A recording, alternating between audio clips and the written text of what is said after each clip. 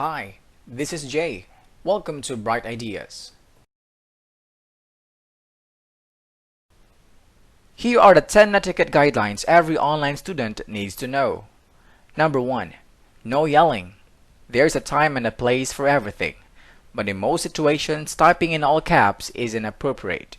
Most readers tend to perceive it as shouting and will have a hard time taking what you say seriously, no matter how intelligent your responses may be.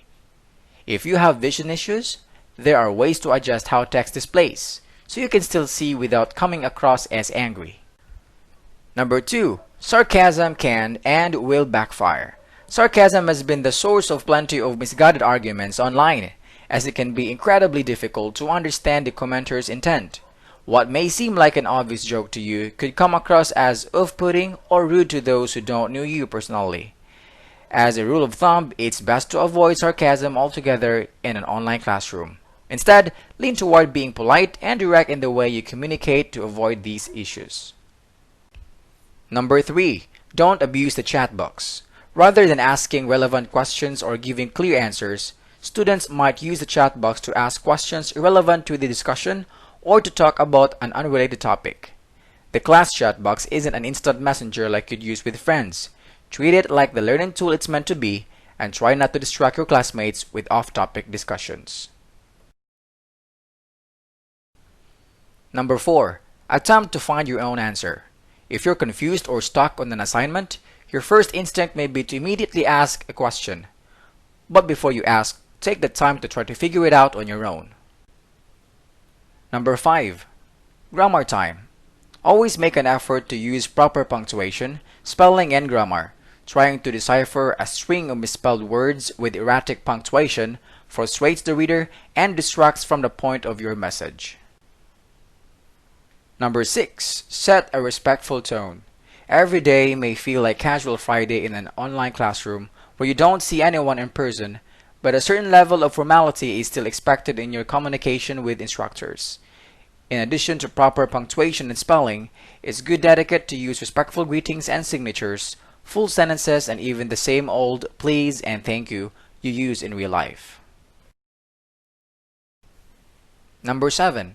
Submit files the right way.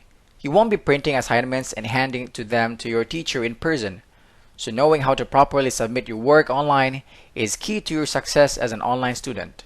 Online course instructors often establish ground rules for file assignment submissions like naming conventions that help them keep things organized or acceptable file formats.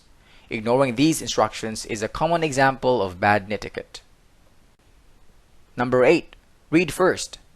Take some time to read through each of the previous discussion post responses before writing your own response. If the original post asks a specific question, there's a good chance someone has already answered it. Submitting an answer that is eerily similar to a classmate indicates to the instructor that you haven't paid attention to the conversation thus far.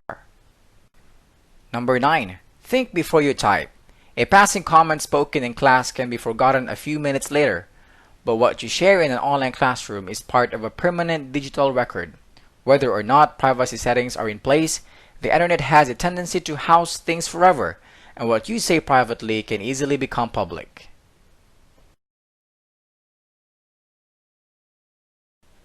Number 10. Be kind and professional.